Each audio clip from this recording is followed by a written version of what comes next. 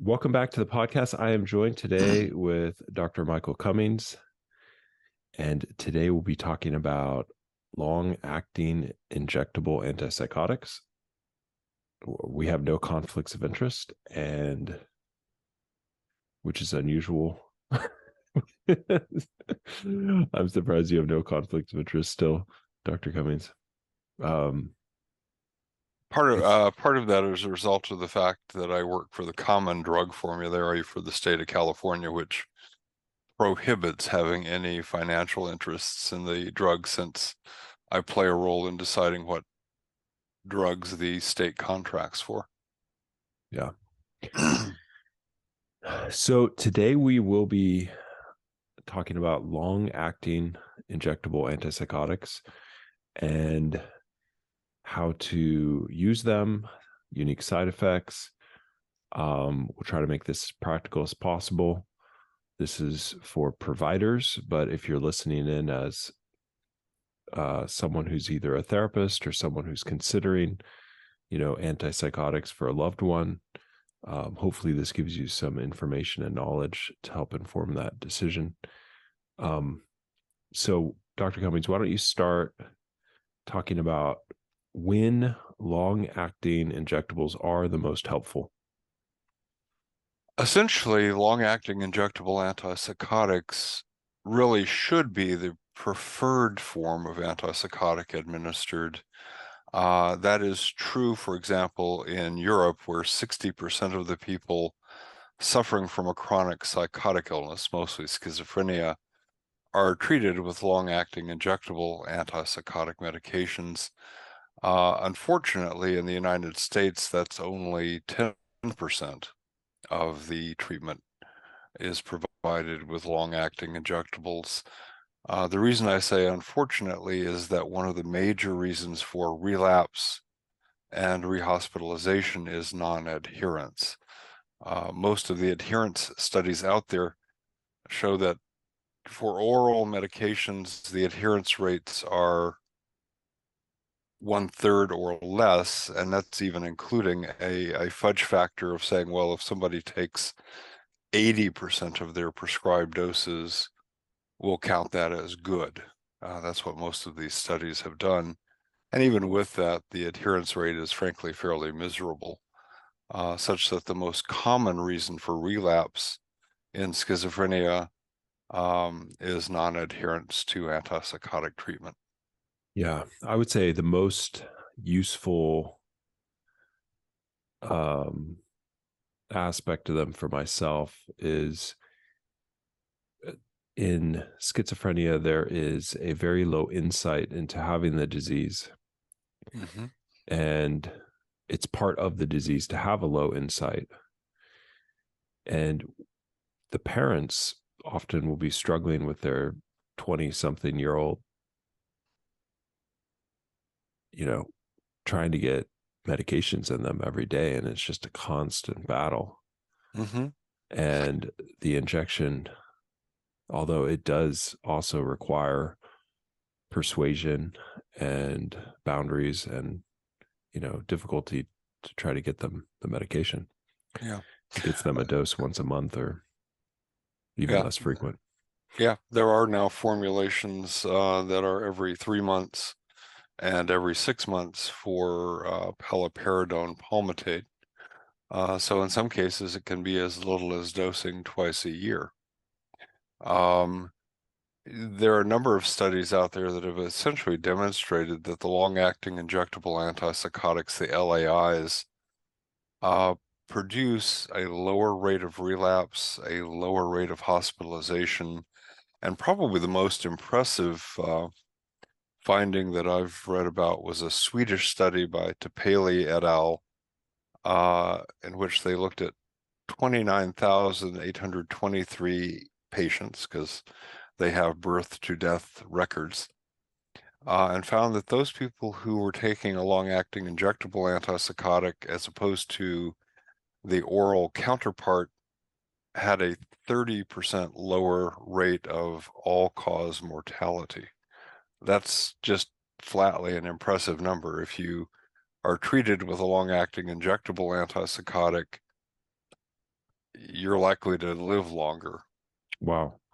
That is, yeah, that is really significant. So what was the what was the number again? All cause mortality decrease of how much? 30%. Wow. That's impressive.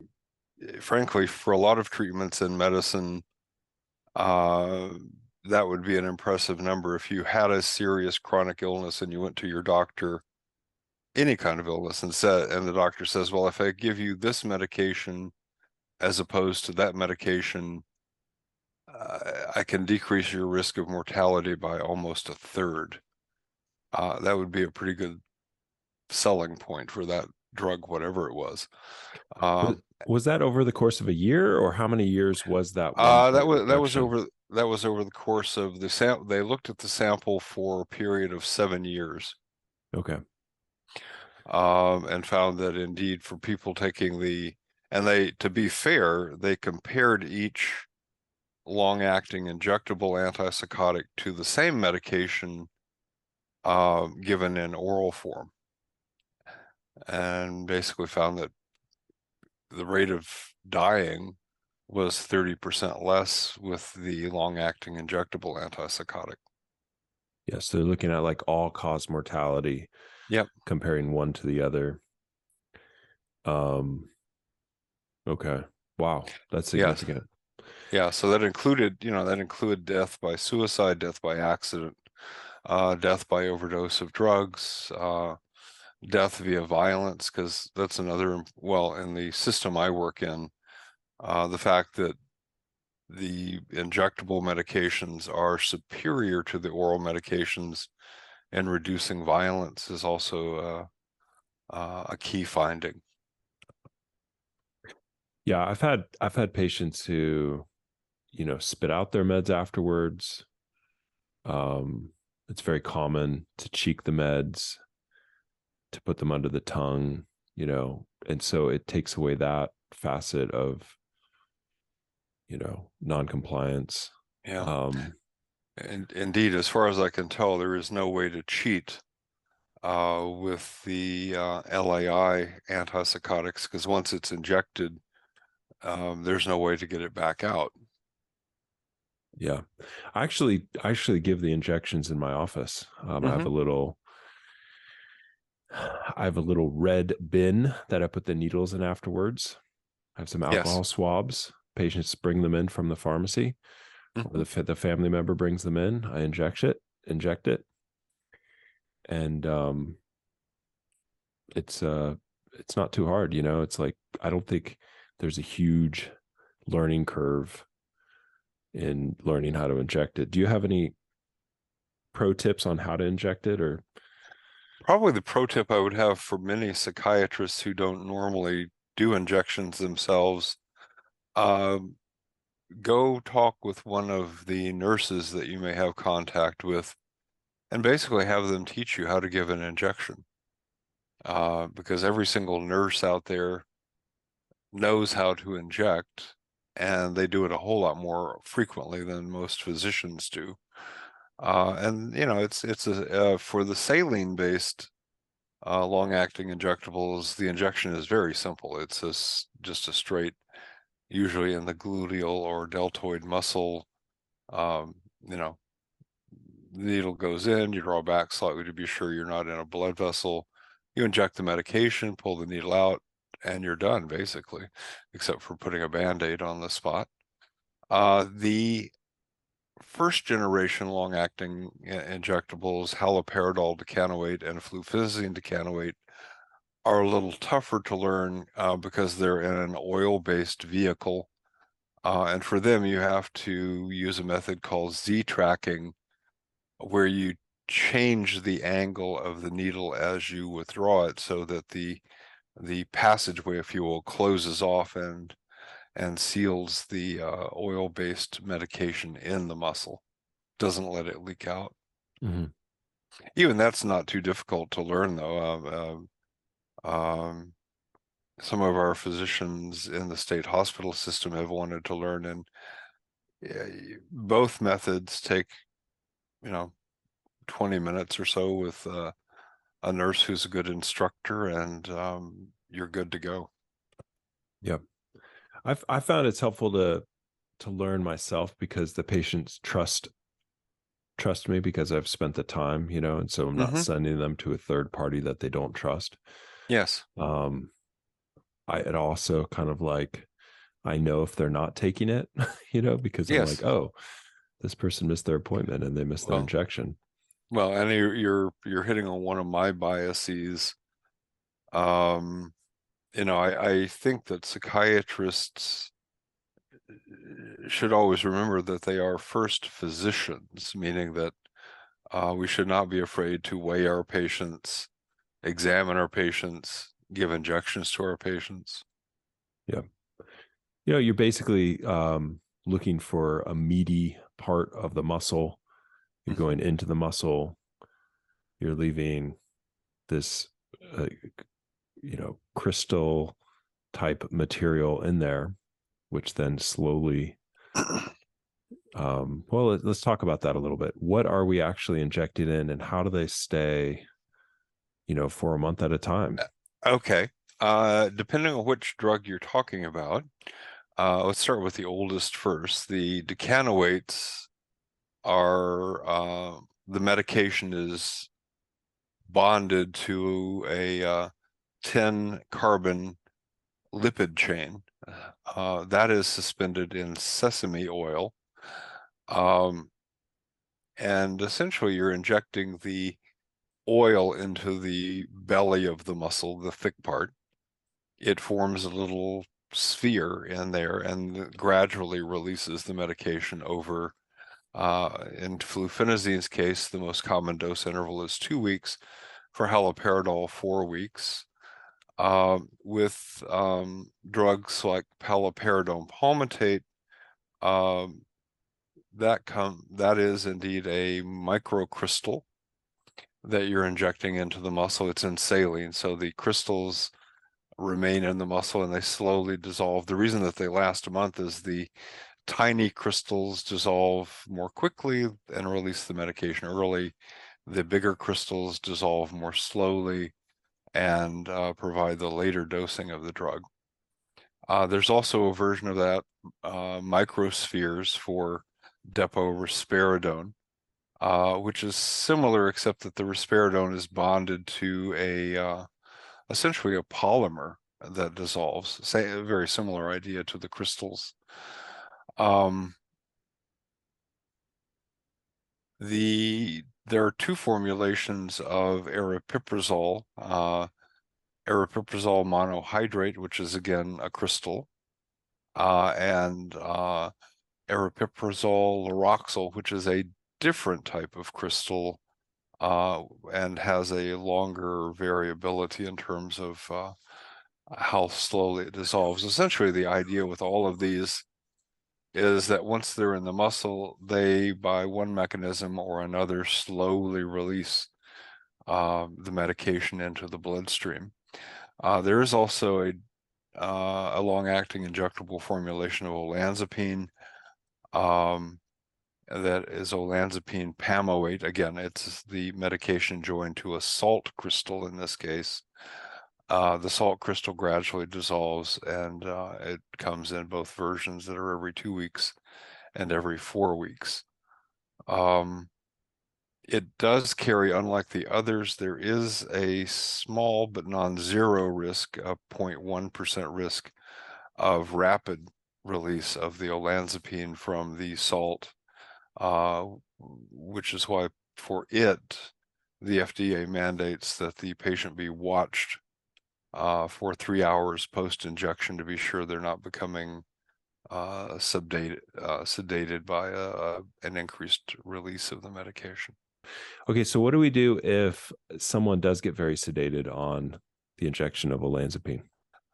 If they become very sedated, they need ongoing observation until they basically wake back up. They should have their vitals taken because what's happened to them is they're essentially um, receiving an overdose of the drug.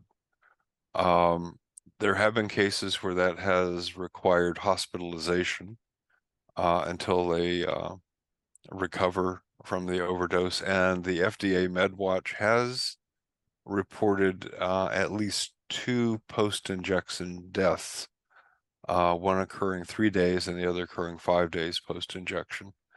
Of course, as you'd expect, there's dispute about whether the medication was the cause or not, but in both cases, the concentration of olanzapine recovered from the patient was quite high. For all of these reasons, frankly, the Department of State Hospitals in California does not use the long-acting injectable formulation of olanzapine, trade name Relprev. Yeah, I've never used it, and I've never seen anyone. No one's ever come to me on it, whether I was doing inpatient work or outpatient. So I don't think it's very commonly used. Have Well, you? I think people are aware of this risk, and consequently don't want to use it. Yeah.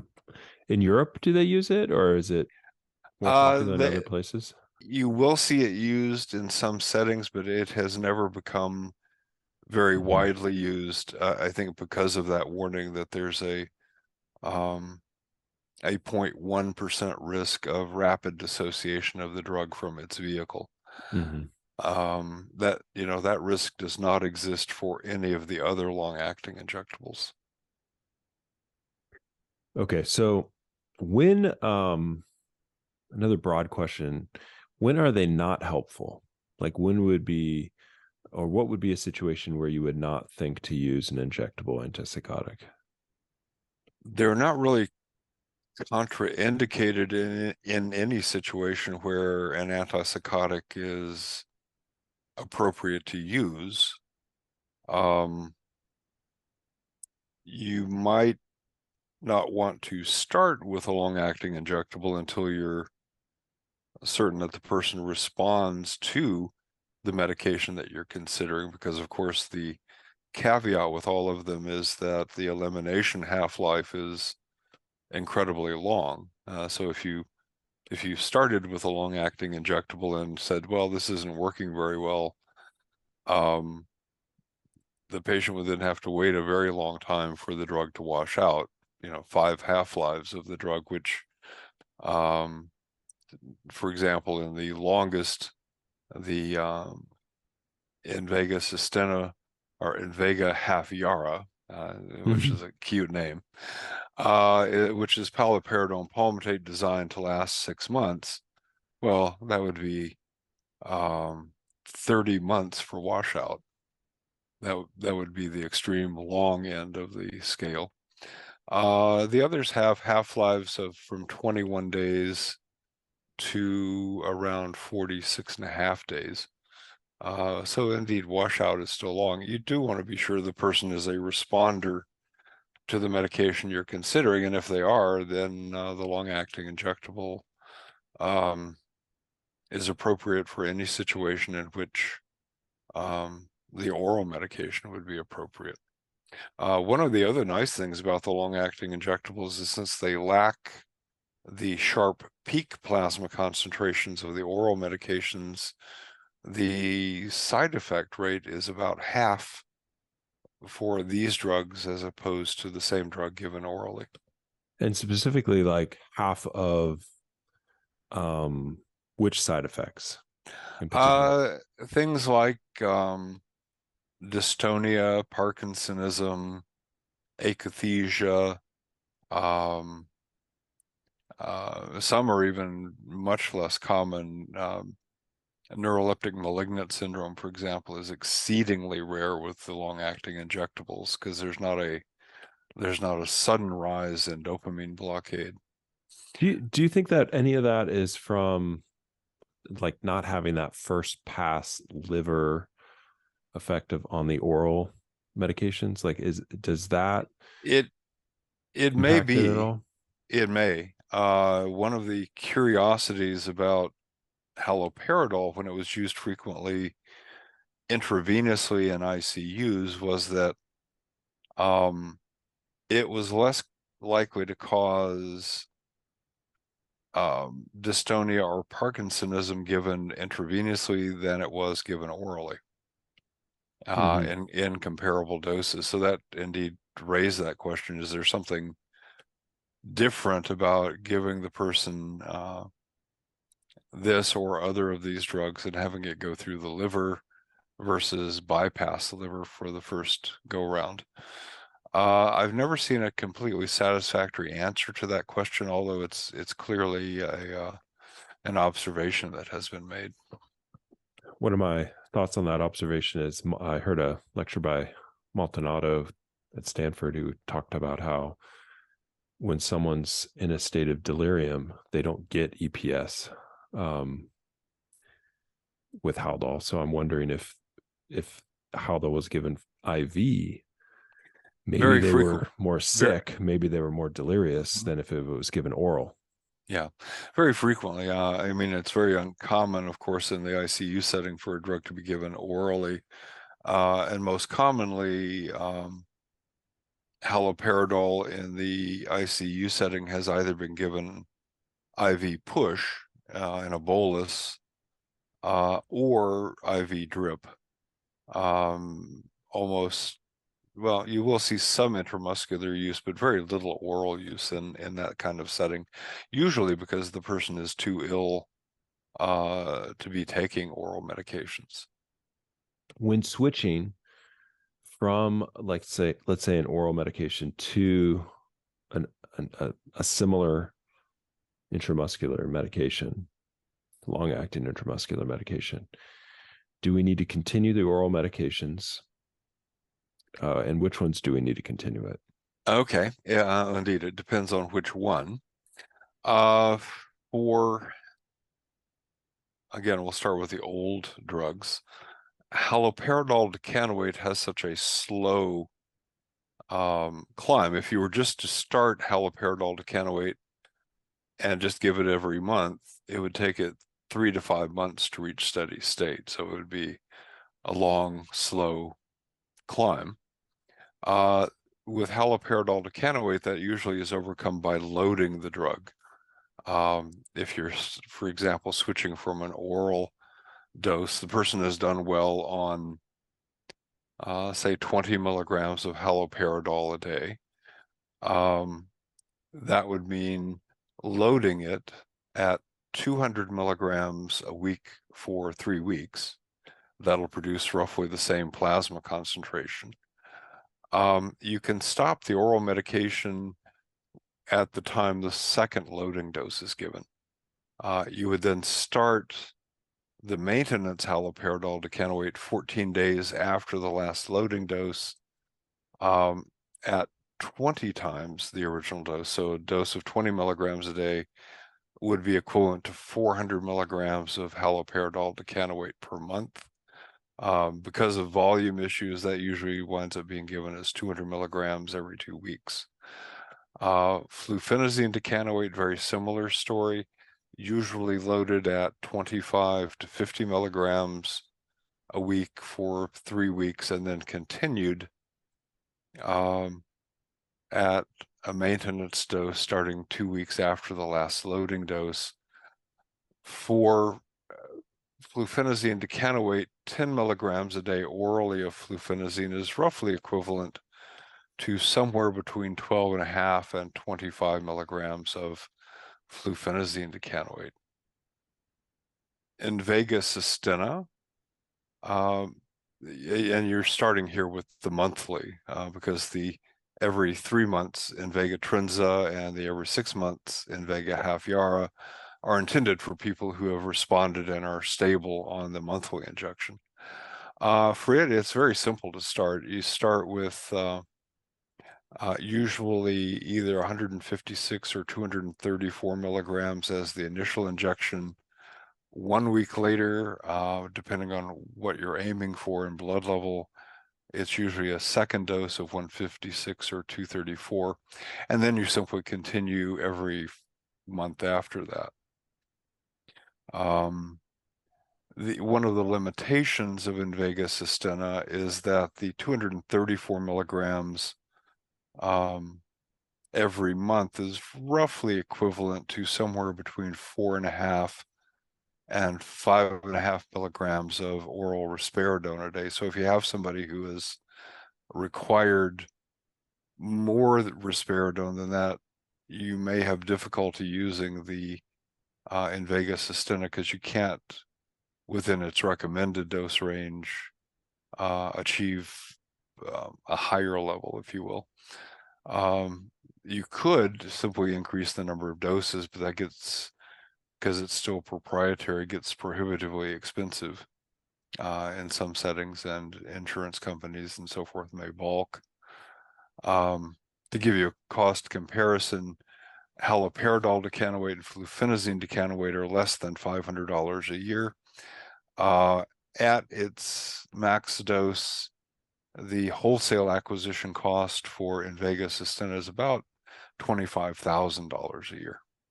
There is also a subcutaneous, well, there are two preparations of risperidone. Now, the paliperidone is simply the metabolite, the active metabolite of risperidone, and essentially is equivalent. I think of them as being essentially the same drug.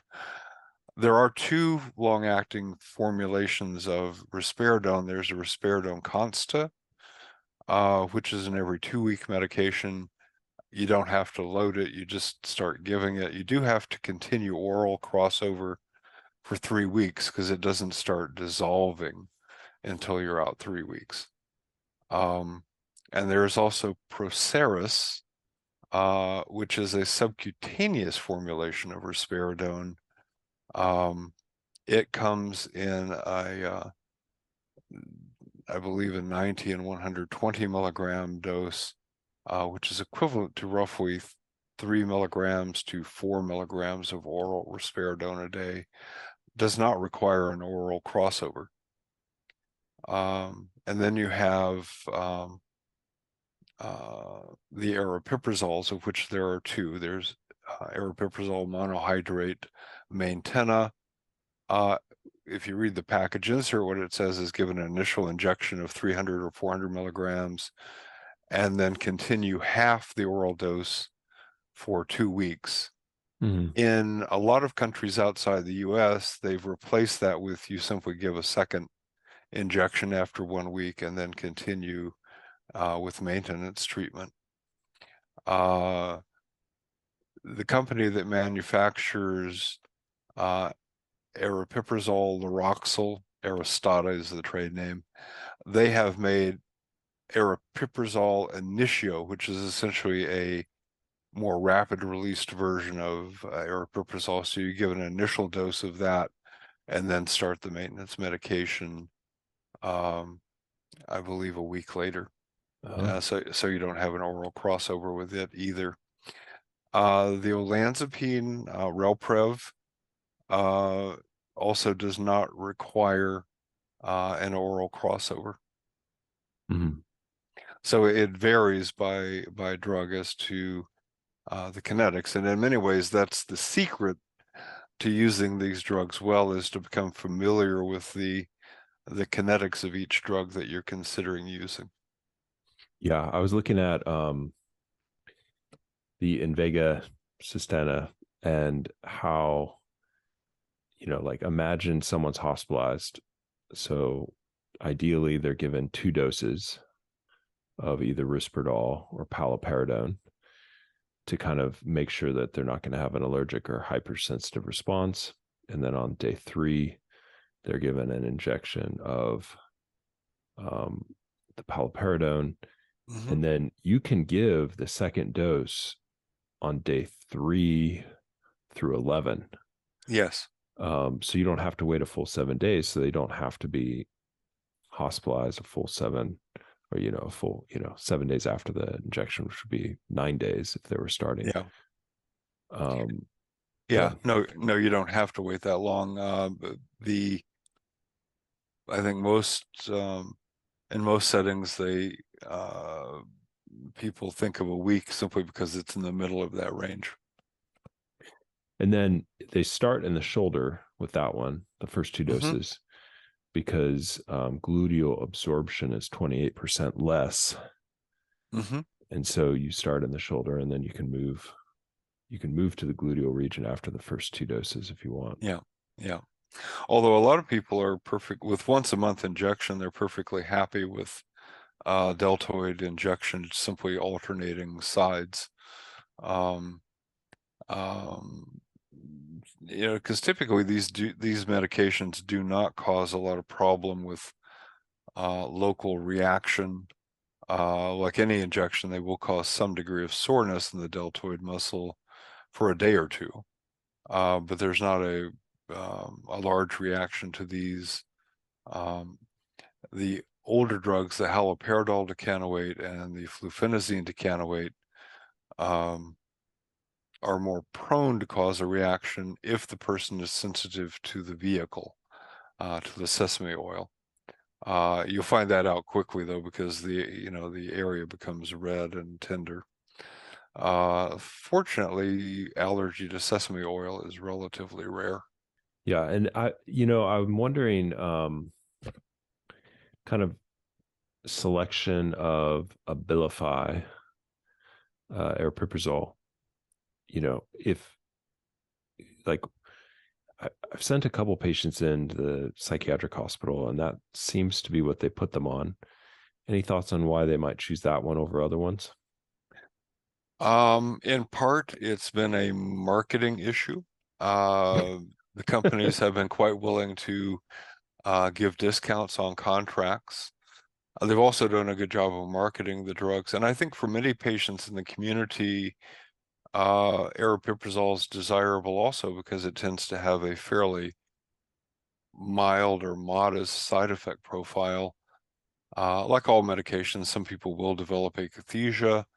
A few people will develop weight gain, but these aripiprazole is not horrendously provocative of side effects. Our own use of the drug, the partial agonists, of which aripiprazole is one, appear to be very useful in treating people who have a predominance of negative and cognitive symptoms. They don't seem to do as well in people who have a predominance of positive symptoms, hallucinations, uh, prominent delusions, psychomotor agitation. Mm-hmm. Yeah, less metabolic issues, less Mm-hmm. sedation, orthostasis, Yeah, no risk yeah. of hyperprolactinemia. No, in Uh, fact, aripiprazole has actually been reported in the endocrine literature to have successfully treated a prolactinoma that has suppressed the oh, drive toward hyperplasia to the point that the tumor shriveled up and went away. yeah. I was looking at this 2020 study called "A Comparative Effect of 18 Antipsychotics on Metabolic Function in Patients with Schizophrenia, Predictors Mm-hmm. of Metabolic Dysregulation and Association, Psychopathology, a Systemic Review and Network Meta-Analysis." They looked at Mm-hmm. 100 randomized trials, 25,000 patients. Um, and I'll put this in the notes and on Mm-hmm. psychiatrypodcast.com, but it's pretty amazing, some of these graphs on how much you'll get weight change with the different ones, glucose change, obviously things like olanzapine, clozapine, quetiapine are some of the worst. Yes. um, Good. The penes as a group, with the exception of acinapine, are very provocative of metabolic syndrome. Aripiprazole, not as bad. Interestingly, the one that kind of won was ziprasidone, was right there with haloperidol. Mm-hmm. Um, ziprasidone not being something I often prescribe, but I'm trying it on a couple more patients who are very concerned about weight loss. Yes. The limitation with ziprasidone, well, a couple of limitations it has. Of course, it's not available as a long-acting injectable. It's a very difficult drug for the GI tract to absorb. The person has to take it proximate, meaning usually within 30 minutes of a 500 kilocalorie meal. Otherwise, the absorption is 50% of what it would be or less, which means it can be difficult to get enough of the drug into the person to be effective. Um, It also, if you look at other meta-analyses like I believe Luch did a comparison for efficacy of 32 antipsychotics. Risperidone tends to, not risperidone, ziprasidone tends to wind up at or near the bottom in terms of efficacy. Yeah, that's sad for all my patients that want to lose weight. I'm Yeah. hoping it. And I'll send you a copy of that Luch article, as well Okay. as the article about the prolactinoma. Yeah, that'll be great. Um, the weight gain is just, it's like once you get a patient out of mania or out of psychosis, it's like, what do they care about? They care about their weight. They care Hmm. about, their metabolic health. Yeah. One of the things we've been doing is we're actually developing a protocol related to metabolic syndrome and weight gain, because frankly, psychiatrists, at least our psychiatrists, have not been nearly aggressive enough in terms of intervening to prevent metabolic syndrome or to treat it once it's present. Um, Basically, our triggers for saying that somebody should be treated are a family history of obesity, a personal history of obesity, weight gain of 5% in the first month of antipsychotic treatment, 7.5% in the first 2 months, or 10% in the first 6 months, or an increase in BMI of 1. All of that is enough to trigger a need to treat to prevent metabolic syndrome. Our most common preventive agent is metformin. This is a drug that increases insulin sensitivity, not very prone to cause hypoglycemia, but does a very nice job of preventing antipsychotic associated weight gain and glucose intolerance. Now, if somebody has already gained weight and they're already glucose intolerant, frankly, the metformin ceases to be very effective. A new class of medication that we're encouraging people to use in that circumstance, where it's not appropriate to switch the person's antipsychotic, are the glucagon-like peptide 1, GLP-1 agonists. The best studied in psychiatry so far has been liraglutide. There are 7 of them available on the US market. 6 of them are injections. One of them is available in an oral formulation. But basically, they not only in most studies, about 2/3 of people achieve a normal glucose Mm-hmm. tolerance, which is amazing. And the people also tend to lose about 10 to 30% of their baseline body weight. Those were in follow-up studies of either 1 or 2 years. So I think these are going to become a very popular medication in psychiatry, because the metformin, while it's good at preventing metabolic syndrome, it's not very good at reversing it. Yeah. I did an episode with a let's see, a endocrinologist who does weight management and we largely went over the GLP ones. Mm-hmm. And I became really, really interested in them sometime around January this year when I saw this study on a 20% weight loss in a year. I was like, oh my gosh, can that, like, there's nothing out there that causes a 20% weight loss except for Oh, like maybe a surgery. yes. So this is like really phenomenal to me. Yeah. 20% weight loss. That's just unbelievable. I think we're going to see a lot more use of them. There are, like with all medication classes, there are a couple of caveats with them.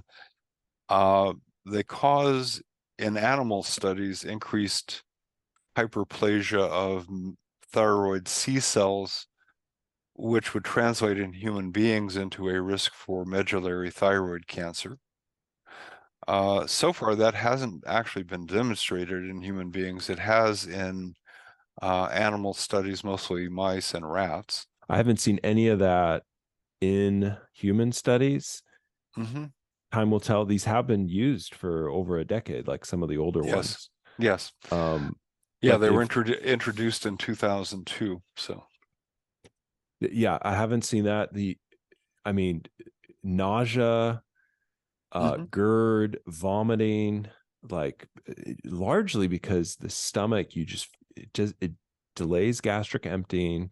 The stomach feels very full, mhm, and so if I've given a number of patients these meds, and if they don't decrease the amount that they eat, especially at night, they end up waking up retching or just feeling mhm, awful in mhm. the middle of the night. So you have to um, eat less because Yeah, you're just not yeah, emptying. yeah. You have to warn them that they have to not eat as large a volume, uh, because most of these medications also are titrated from a lower dose to a higher dose.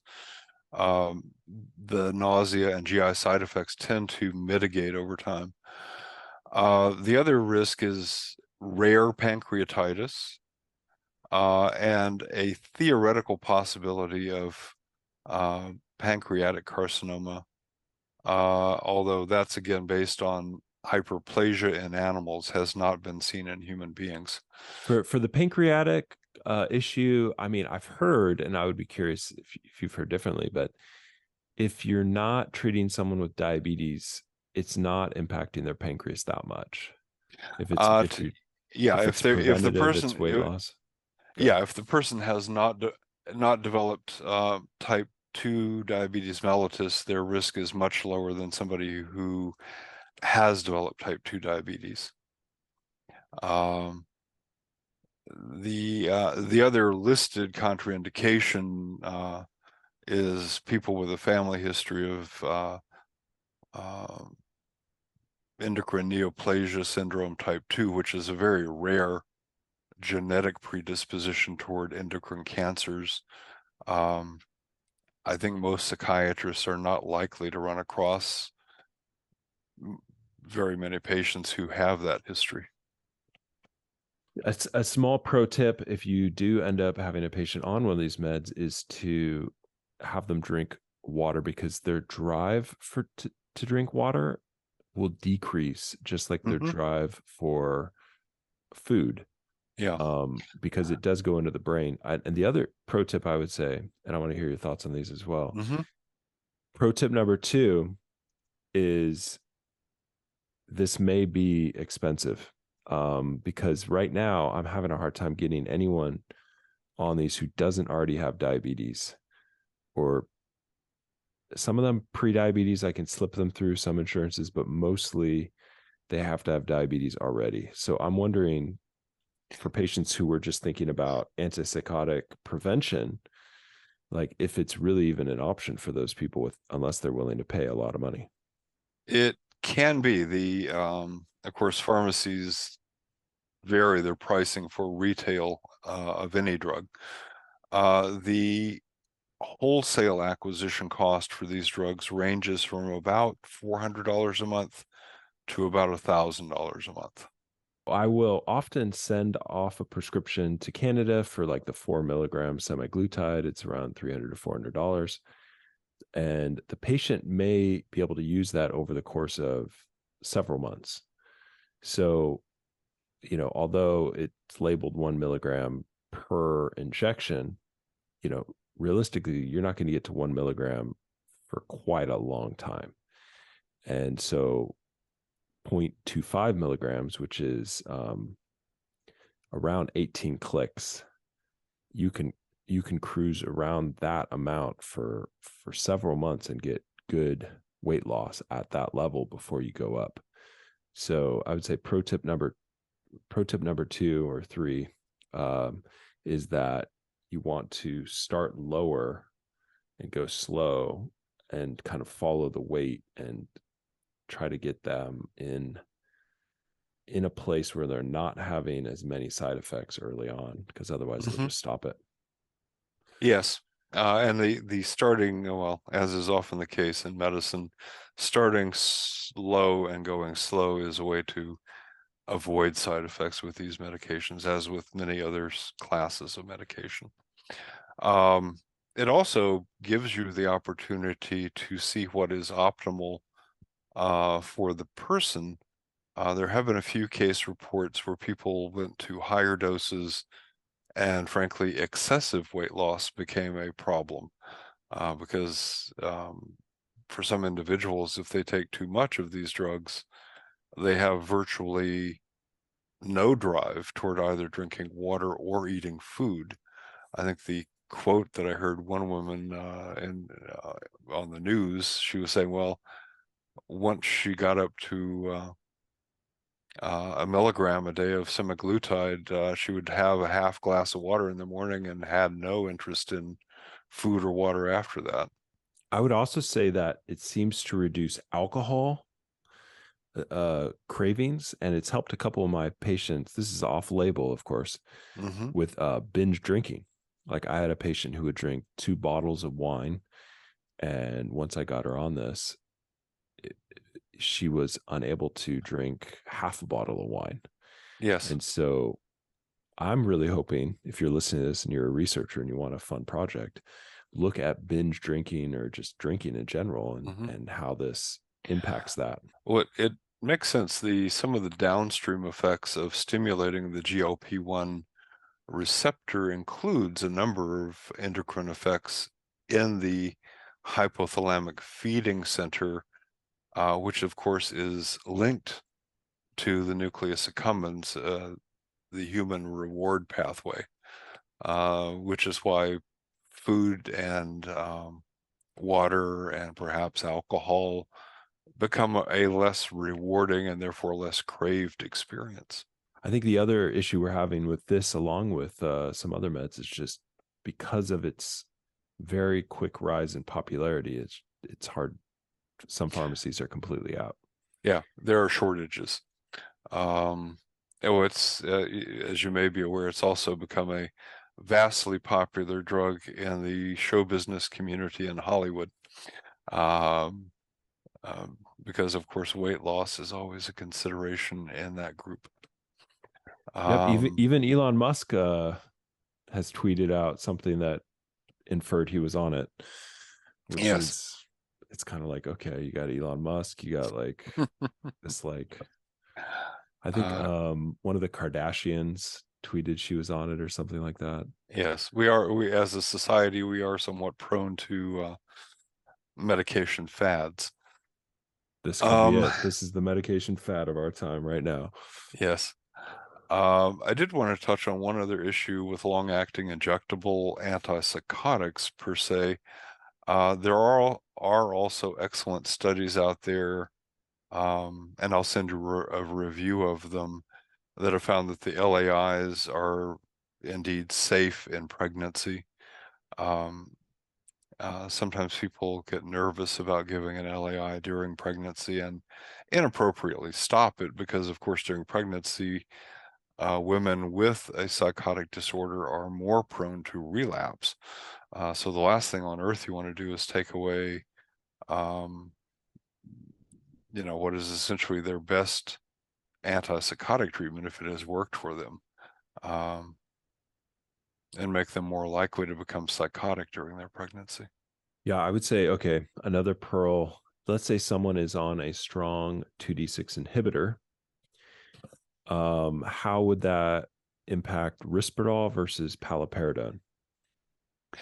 In the case of risperidone is essentially the parent compound of 9-hydroxyrisperidone, which is paliperidone. It will increase the risperidone more than the 9-hydroxyrisperidone.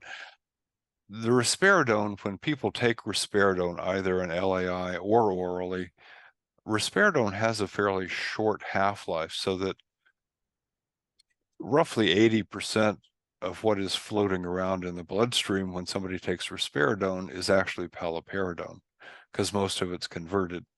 If you start with paliperidone, 2d6 inhibition has very little effect because, by and large, paliperidone requires only conjugation, phase 2 liver metabolism.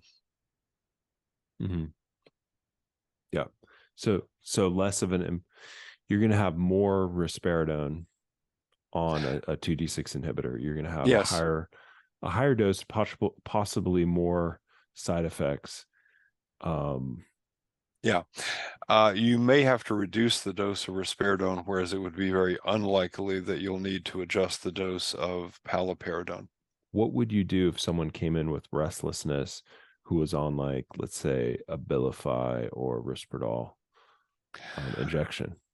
For them, one, I would measure a plasma concentration to see if perhaps their plasma concentration is higher than is desirable. If so, dose reduction is always a good step to help mitigate the akathisia. Currently, beyond that, provided they are not bipolar, the next best treatment for akathisia is mirtazapine, 15 milligrams at night.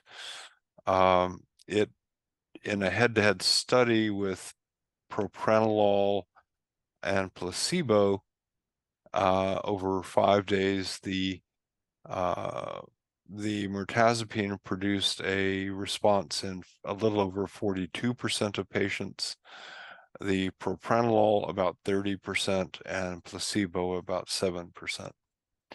But indeed, I would start with measuring the plasma concentration of the drug to see if it is too high.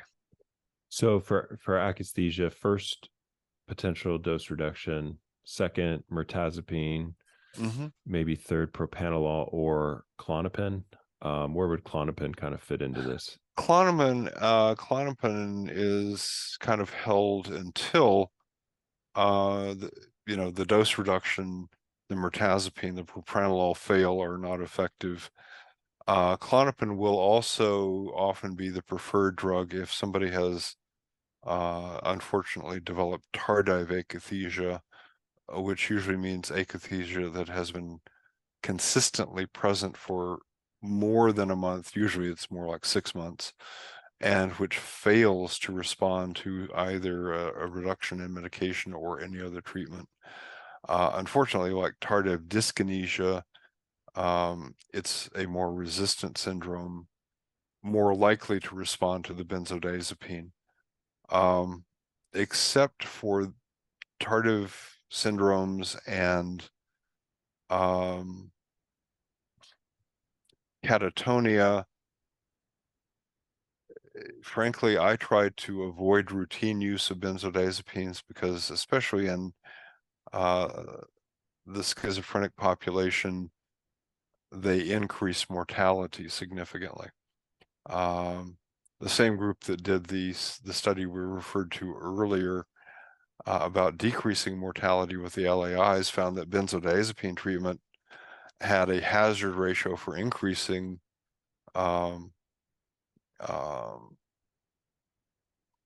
all-cause mortality in people with schizophrenia was almost hazard ratio was, I think, 3.93, almost 4, which is a huge increase in mortality risk.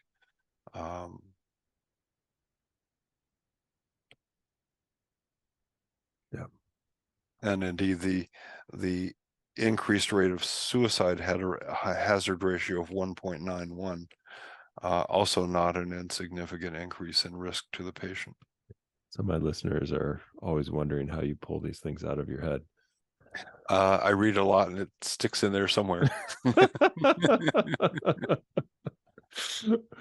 Someone was like, Dr. Pewter, how do you do so much? How do you, like, have a full practice, run the podcast, have kids, a family? And I'm like, I think you'd be more impressed on how I'm able to keep up on my TV show series. I think that would be more impressive to you. Okay, so let's go with, like, any closing thoughts to kind of wrap up our time here. Probably my closing remark would be that frankly, in the United States, we vastly undertreat the seriously mentally ill. One tool we need to be using a lot more of in this population are long-acting injectable antipsychotics to try to break that cycle of hospitalization, discharge, decompensation, and eventually becoming either homeless and on the street or cycling through the jail system. Yeah. I would say my closing remark is, there are these 20-year-olds who have had a psychotic event who are living at home, who are stuck. Their parents are having a really hard time getting them treatment. Once in a while, they're able to get them hospitalized because they're so, you know, psychotically dysregulated that they finally just call the police. But a lot of times they're just living in their room without any treatment for a long time because the family just doesn't know what to do to help them. And somehow in psychiatry, we need to bridge the gap to help these people and to educate the families.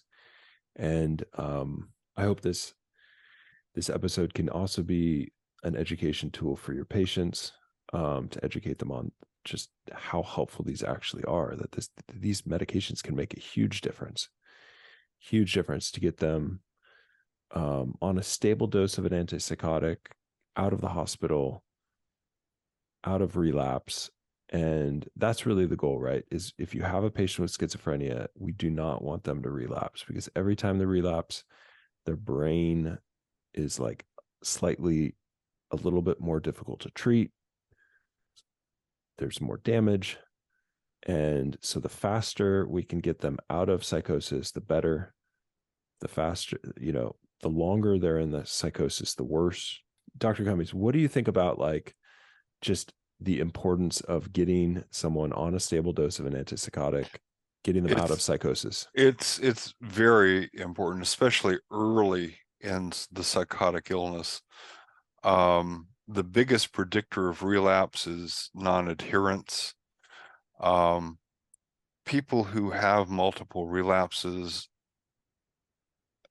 during the first 5 years of schizophrenia, on average, lose about 2% of their brain mass per year. It's a devastating loss of brain, basically. The long-acting injectable antipsychotics stand a much better chance of keeping the person stable, out of relapse, and thereby avoiding, as you said, brain damage. Yeah. And we are working on an episode with I think a resident on what happens to patients when they're not treated for decades, right? And we'll be looking at some historical papers, looking at how catatonia is kind of that final common pathway. And having worked in Haiti a little bit, you see these patients who have chronically had schizophrenia that are untreated.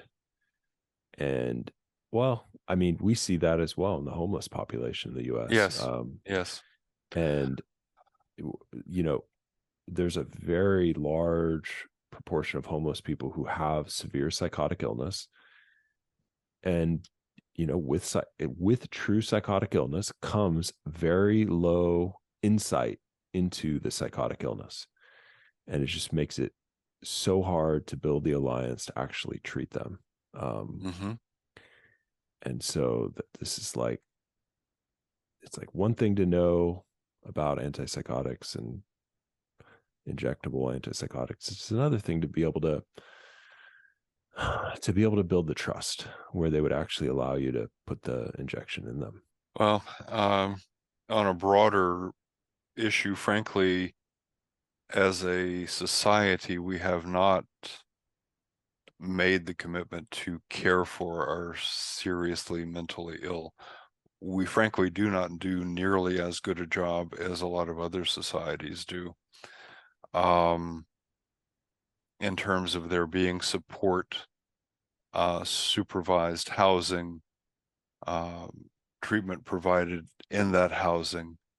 And I'm thinking of models that follow that plan, for example, in Italy, Austria, where people, if they're acutely hospitalized, They're not discharged to the street. They're discharged to a supervised apartment where they can live for up to a decade while they continue to receive treatment via house calls and ongoing care and social services. Whereas we discharge people to the street, LA County, which I'm next to, has a homeless population of 69,000. The mayor of Los Angeles declared an emergency just last week over the homelessness issue. Not Finally. everyone who is homeless is mentally ill, but they account for somewhere between estimated 50 to 60% of the chronically homeless. Yep. Unfortunately, like every single predictor of worse mental health can be found in the homeless population. Mm-hmm. Going through the foster care system, like homelessness doesn't often start when people are homeless. It like starts like they've never had a home often. You know, these kids are often going through the foster care system, having abuse, having trauma. It's not just schizophrenia, it's schizophrenia plus chronic trauma plus attachment issues plus, you know, Mm-hmm. etc. So it's very, very difficult population. Yeah. One movement that's out there now is, in most places it's called something like housing first, because a lot of people have discovered that all of the other social programs are ineffective if the person does not have a stable shelter. So there was this one guy I knew who was being given housing from some friends of mine. They had been paying for his housing, and then the friends could no longer pay for it, and he became homeless. And I would see him every week, just around town. And he got so much worse within the first 6 months. And it was Mm-hmm. just very sad, very tragic. But it just made me realize like the chronic stress of not having a home, not having a safe place to sleep is like almost insurmountable with medications. This is a guy who would go to the VA. He would get meds there. It wasn't a med issue. Mm-hmm. It was the chronic stress of being homeless is very significant. Yes. So Well, sleeping out where it's cold, wet, miserable, or hot, uh, having unstable food supply. None of that is good for anyone's mental health, and certainly not if you're also struggling with a severe mental disorder like schizophrenia or bipolar mood disorder. very good. Well, hopefully we inspire the next generation of mental health professionals to learn about this kind of stuff and see what they can do to help it. It's not something that is going to be helped right away. It needs brain power to think through all of the pieces and put all the pieces together. Yes. And if someone is listening to this from Austria or Italy who is a part of those very complex systems that are working, just shoot me an email. I'd love to hear from you. And yeah, we'll leave it there for today. Okay. And I will send you articles later today. Okay. I will put in the summary all of the cited articles that we talked about for Mhm. those who are curious and wanting to dig in more. And yeah, I think this is an important topic to go through. So thank you for coming Yes. on.